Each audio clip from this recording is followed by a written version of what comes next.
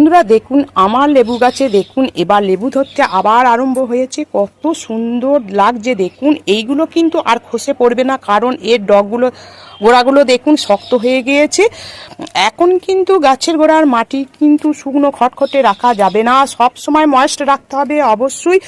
আপনারা যেটা করবেন বন্ধুরা, প্রত্যেক দিন জলের ছিটা দিয়ে গাছটাকে ধুয়ে দেবেন, তাহলে কোনো রকম পোকামাকড়ও থাকবে না, কোনো রকম কীটনাশক ও প্রয়োগ করতে হবে না। আমি যেটা করি সেটাই আমি বলছি, আমি কোনো রকম কীটনাশক ছত্রাকনাশক প্রয়োগ করি না। খুব যদি যখন দেখি যে বন্ধুরা যে আমি অর্গানিকভাবে লিকুইড একবারে কীটনাশক ব্যবহার করি, দেখুন প্রতিটি লেবু গাছে দেখুন অজস্র লেবু ধরে আছে ডগায়, কত সুন্দর লাগছে। অজস্র ফুল এসেছিল, যেহেতু আমি বাড়িতে ছিলাম না তাই এসে ঠিক মতন জল দেওয়া হয় নাই, তাই ফুল ঝরে গেছে। যে কটা ফুল ছিল দেখুন সেই কটাই একবারে লেবু সব বড় বড় হতে আরম্ভ হয়ে গিয়েছে।